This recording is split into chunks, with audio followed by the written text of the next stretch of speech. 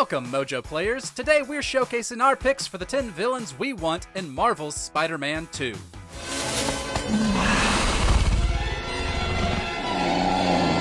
You're for real! Just hold that pose, Smiley! We know Venom and Kraven will be appearing in Insomniac's sequel, but for this list we'll be going over other rogues from Spider-Man's long career we'd also like to see appear.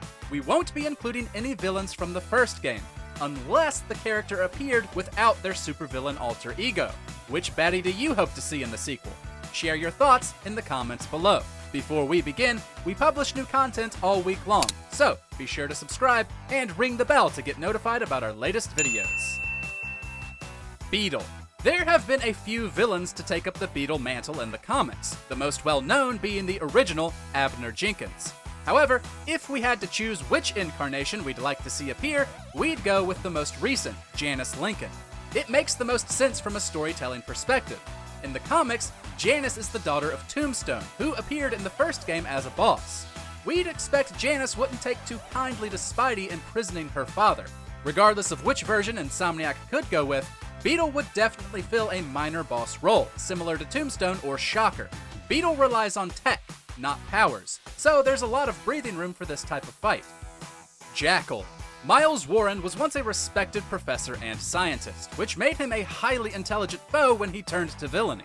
By experimenting on his genes, he gained your standard superhuman power set. But it isn't just his ability to go toe-to-toe with Spider-Man that makes us want to see him. He's an expert in creating clones, and has made several new Peter Parkers over the years, including the Scarlet Spider Ben Reilly. His background may have to be tweaked a bit. His turn to evil came from an immense jealousy of Peter's relationship with Gwen Stacy. We wouldn't expect Spider-Man 2 to go full clone saga, but a villain who can make copies of themselves would be cool to see. When you're like me, you'll respect me again. Wraith. While Yuri Watanabe appeared in the first game, her Wraith alter ego did not, but it seems pretty likely we'll be getting it in the follow-up. Her journey in-game is fairly similar to that of the comics. Once a captain for the NYPD, she lost faith in the justice system and started taking the law into her own hands. In the City That Never Sleeps DLC, she murdered an enforcer for the villain Hammerhead and cut ties with our hero, hinting pretty heavily at her turn to villainy. While she and Spider-Man undeniably have the same goals, Yuri's methods may prove to be too brutal for Spidey's taste. Unless Insomniac decides to abandon the dangling plot thread, which seems unlikely, we can't wait to see the fallout. Morbius. First, let's address the elephant in the room. That movie was pretty terrible. However, that doesn't mean the living vampire shouldn't get another chance to shine elsewhere. Dr. Michael Morbius was born with a rare blood disorder. When he tried to cure himself via vampire bat experimentation, he gained a nifty power set and a mighty thirst for blood. He's always been one of Spider-Man's more sympathetic foes, often feeling remorse for the actions he can't usually control. His speed and flight would make for a great chase sequence through NYC, like a blend of Vulture from the first game and Man-Bat from Batman Arkham Knight. Plus, piecing together his backstory would make for a compelling side quest. Swarm. Most of the time, how Spidey can damage a foe is pretty obvious. Lots of webbing and punches. But how do you land a punch on someone made of bees? Having to think outside of the box in a fight is exactly why we want Swarm to appear. Once a Nazi scientist, Fritz von Meyer's consciousness was absorbed by mutant bees, of which he gained control of. A bit silly in premise, sure, but he's grown in power throughout the comics, able to change size and shape at will, and control other insects on top of bees. This literal hive mind's nature and powers would probably be a pain to program. That doesn't stop us from wanting to kick his bee butt, though. And became more than he could ever dream of. Stark only plays with technology. Chameleon.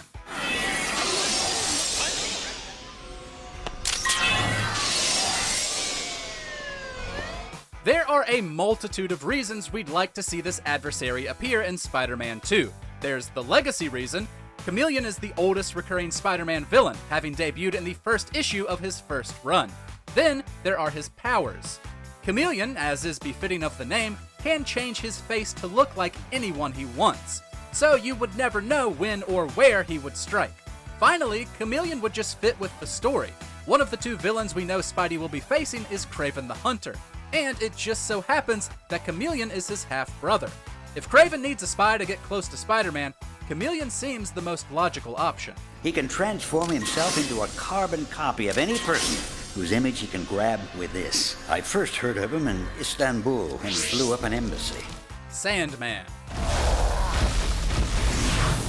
Flint, this is your last chance. I know you're just freaking out, but I like what I'm doing. Spider-Man has faced plenty of larger-than-life foes. But as far as Insomniac's game goes, the biggest they ever got was Rhino. That could change, though, if the developer chose to include Sandman. As one of the wall crawler's most enduring foes, Flint Marko can shift his sand-like body into a variety of shapes, sizes, and densities.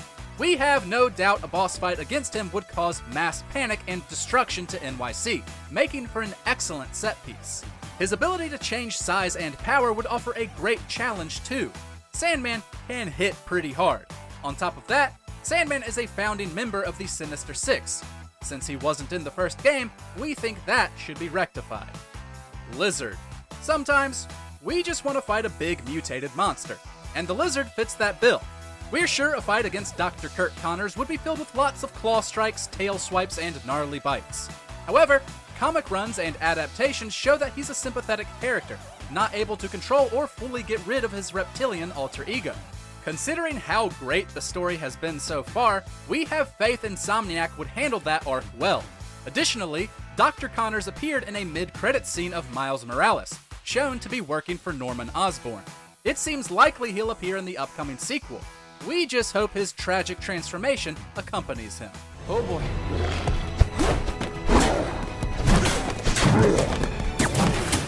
Green Goblin. Saying we want Spider-Man's arch-nemesis in the sequel may be obvious, but it doesn't make it any less true. Norman Osborn was seen in both the 2018 game and the Miles Morales spin-off, so we know for a fact that he'll appear again here. The only question is if it will only be Norman.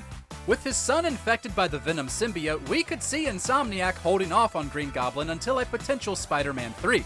However, we could also see the studio chronicling his descent and using him for a final boss, similar to Doc Ock in the first game. Hell, maybe we'll even get a double dose with Hobgoblin. That would make sense of this Miles Morales Easter egg. Mysterio. Like Chameleon, Mysterio's tricks and illusions could make for great storytelling twists.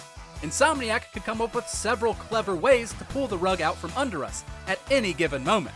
However, given the right plan and his varied tech, Mysterio could provide a boss fight that's not only incredibly fun, but also trippy.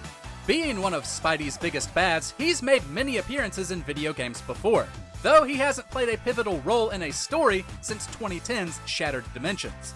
Additionally, just like Sandman, he's one of the founding members of the Sinister Six, and since he was left out of the first game, it seems only right he appear here. Check out these other great clips from MojoPlays, and be sure to subscribe and ring the bell to get notified about our latest videos.